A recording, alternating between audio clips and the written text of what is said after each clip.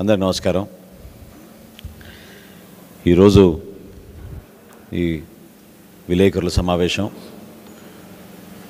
నిన్న జరిగిన NDA meeting చిల్కూరుపేట దగ్గర భారత ప్రధాని నరేంద్ర మోడీ గారు, మాజీ ముఖ్యమంత్రి పెద్దలు చంద్రబాబు నాయుడు గారు, మా పార్టీ అధ్యక్షులు పవన్ కళ్యాణ్ గారు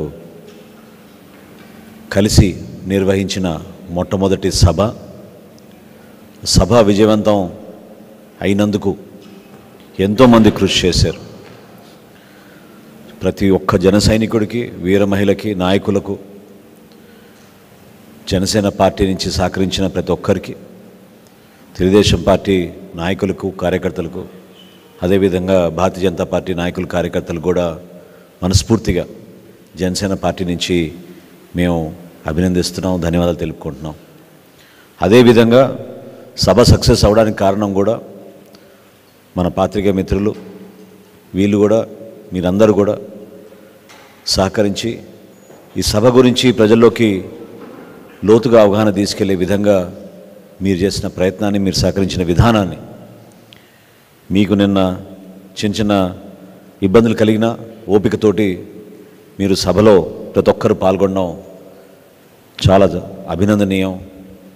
ఆ సహనంకి, ఓపిక కోసం మీరు అంతిమంగా రాష్ట్రాన్ని, దేశాన్ని దృష్టిలో పెట్టుకుని ప్రతి ఒక్కరు కదిలి వచ్చారు ముందుకి. అద్భుతమైన కార్యక్రమం నిర్వహించగలిగాం. సో పేరు పేరున ప్రతి ఒక్కరికి ఇందులో పాల్గొన్నందుకు, సహకరించినందుకు జనసేన పార్టీ తరఫున, మా పార్టీ అధ్యక్షులు పవన్ కళ్యాణ్ గారి తరఫున మీ అందరికీ కూడా ధన్యవాదాలు. అదేవిధంగా మొట్టమొదటి సభ కాబట్టి ఎంతోమంది ఎదురు చూసాం. ఏ విధంగా 3 పార్టీల కలయిక వలన మన రాష్ట్రానికి మేలు జరుగుతుంది, మన భవిష్యత్తు ఏంటి, ఎటువంటి దారిలో మనం నడవబోతున్నాం అనేది దీనికి చాలా స్పష్టంగా ప్రధాని నరేంద్ర మోడీ గారు ఆయన ఉపన్యాసంలో వికసిత భారత్ గురించి ఏ విధంగా ఆయన ఒక ప్రణాళిక సిద్ధం చేసుకున్నారో, 2047 సంవత్సరం కల్లా భారతదేశం ప్రపంచంలోనే ఉన్నత స్థానానికి వెళ్ళే విధంగా ఆయన చేసిన ప్రణాళిక, ఆయన పడిన కష్టాలు, ఏ విధంగా ఒక మంచి డెవలప్మెంటల్ ప్లాన్ ఆయన సిద్ధం చేశారో, ఏ విధంగా ఇన్ఫ్రాస్ట్రక్చర్ గురించి వాళ్ళు ఎక్కువ ఫోకస్ చేశారో, అదేవిధంగా ఆంధ్రప్రదేశ్ని కూడా వికసిత ఆంధ్రప్రదేశ్ అవ్వాలనేది ఆయన తన మాటల్లో చాలా స్పష్టంగా చెప్పారు. ఖజానా ఖాళీ అయిపోయి ఎక్కడ చూసినా అవినీతి, ఏ డిపార్ట్మెంట్లో చూసినా అవినీతి. జనమేమో పాపం తెలియక ఇన్ని సంవత్సరాల నుంచి కేవలం శాండ్లోనూ, లిక్కర్లోనూ అవినీతి జరుగుతుందనే భావన వాళ్ళు అనుకున్నారు. కానీ పాఠశాలకి వెళ్ళే బడి పిల్లల దగ్గర నుంచి కూడా, ఆ శాఖ నుంచి కూడా వీళ్ళు అవినీతి చేసుకుంటూ ప్రతి డిపార్ట్మెంట్లో కూడా ఈ ప్రభుత్వంలో ఉన్న మంత్రులు, ఈ క్యాబినెట్, ఈ ప్రభుత్వం చేసిన అవినీతి గురించి కూడా ఆయన ప్రస్తావించారు. మేము కూడా అనేక సందర్భాల్లో జనసేన పార్టీ నుంచి సమాజానికి అర్థమయ్యే విధంగా, ఏ విధంగా వీళ్ళు ప్రజలకు సంబంధించిన డబ్బుని దుర్వినియోగం చేసుకుంటూ సొంత ఆస్తుల కోసం విచ్చలవిడిగా ఖర్చులు చేసుకుంటూ వీళ్ళు పోయారో వాటన్నింటి కూడా వివరించాం. విద్యాశాఖలో జరిగిన అవినీతి, 3వ తరగతి పిల్లలతో టోఫెల్ ఎగ్జామ్లు రాయిపించడానికనే ఒక ప్రణాళిక, ఎవరు ఊహించని విధంగా 35,000 కోట్ల రూపాయలు భూసేకరణ కోసం, జగనన్న కాలనీల కోసం వీళ్ళు వెచ్చించిన విధానం అందరం కూడా చూసాం. ఈ రోజుకి కూడా 91,000 కోట్ల రూపాయలు వీళ్ళు తీసుకొచ్చిన అప్పుల్లో ఎక్కడ పోయిందో ఎవరికి అర్థం కాని పరిస్థితి.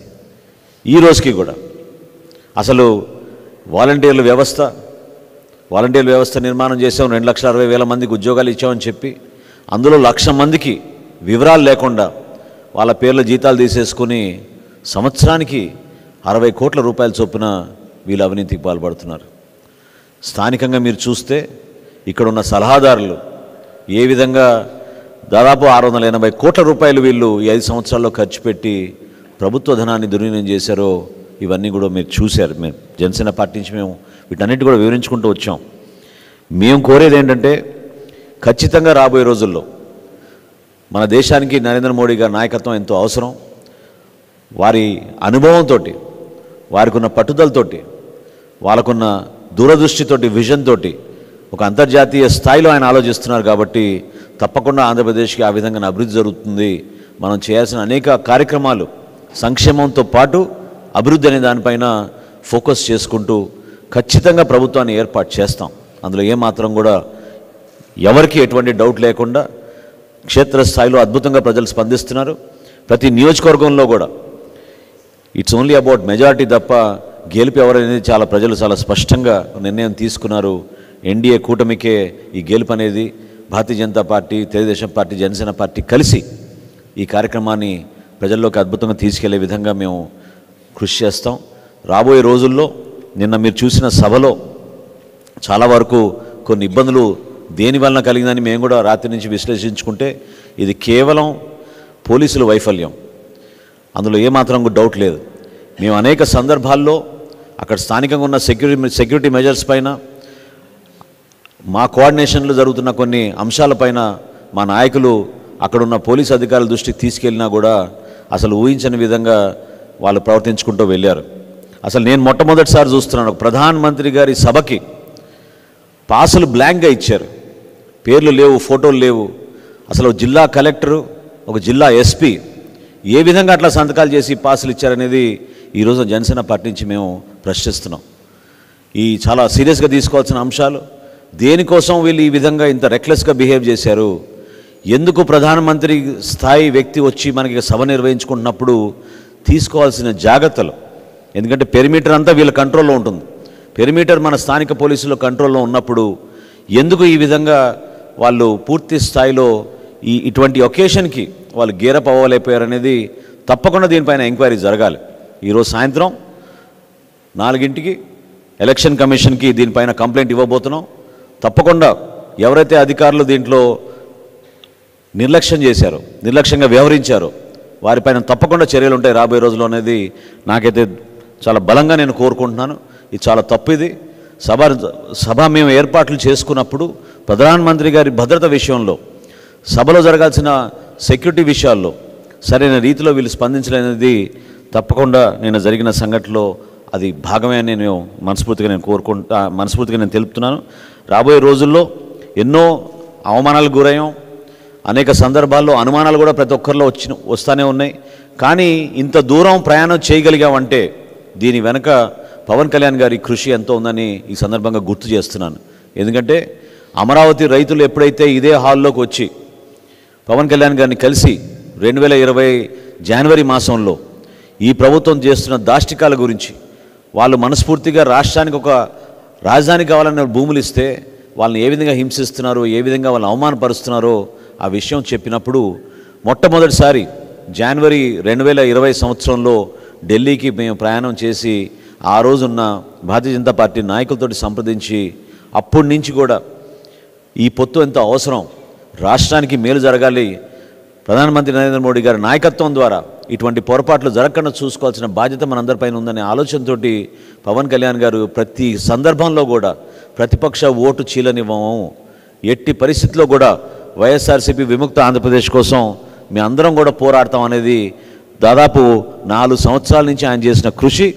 నిన్న వేదిక పైన ప్రధానమంత్రి గారు, చంద్రబాబు నాయుడు గారు, అదేవిధంగా పవన్ కళ్యాణ్ గారు ఉపన్యాసాలు చాలా స్పష్టంగా మనందరం కూడా చూసాం. దయచేసి రాష్ట్ర ప్రజలు కూడా నేను కోరేది ఏంటంటే, ఈ కలయిక చాలామందికి నచ్చదు.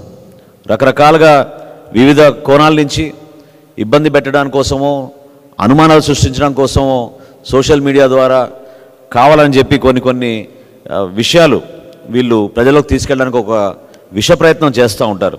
దాన్ని దయచేసి మీరందరూ కూడా పట్టించుకోవడమే కాదు, ఖండించాల్సిన అవసరం ఉంది. ఎందుకంటే ఇక్కడ పదవుల కోసమో సీట్ల కోసం కాదు ఈ పొత్తు కుదుర్చుకుంది.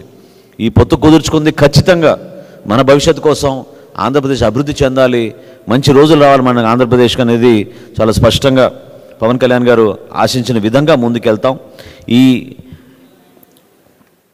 ఈ యాత్ర లేకపోతే ఈ కష్టపడి చేసిన ఈ ప్రస్థానం నిన్న పవన్ కళ్యాణ్ గారు అన్న ముఖ్యమైన 3 మాటల్లో నేను చెప్పి ముగిస్తాను. అదేంటంటే, ధర్మానికి ఇది విజయం, పొత్తులకు ఇది గెలుపు, అదేవిధంగా కూటమికి ఇది పీఠం అనే ప్రధానమైన 3 అంశాల గురించి ఆయన మాట్లాడుతూ ఈ విషయం చెప్పారు. ఇవి దీంట్లో 100% మనం అర్థం చేసుకోవాల్సింది ఏంటంటే, మేము చేసిన ఈ ధర్మ పోరాటం అదేదో స్వార్థం కోసమో, సీట్ల కోసమో, భవిష్యత్తులో పదవుల కోసం కాదు. ఈ ధర్మాన్ని నిలబెట్టాలి. ఎట్టి పరిస్థితుల్లో లా అండ్ ఆర్డర్ అనేది ప్రతి ఒక్కరికి సమానంగా మనం ప్రతి పౌరుడికి గర్వపడే విధంగా వ్యవస్థని కాపాడాలనే ఉద్దేశంతో మేము చేసిన ఈ ప్రయాణం, అందులో ప్రధాన పాత్ర పోషించింది పవన్ కళ్యాణ్ గారు. తప్పకుండా రాబోయే రోజుల్లో ఆంధ్రప్రదేశ్ ప్రజలకి ఒక మంచి భవిష్యత్తు ఉంటుంది.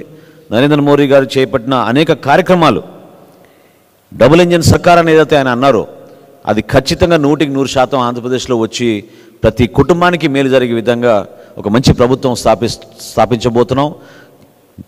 కేంద్రంలో ఎన్డీఏ ప్రభుత్వం ఖచ్చితంగా ఏర్పడి 400 సీట్ల పైన మొట్టమొదటిసారి చరిత్ర సృష్టించే విధంగా వీళ్ళు ముందుకెళ్తారనే నమ్మకం మా అందరిలోనే ఉంది.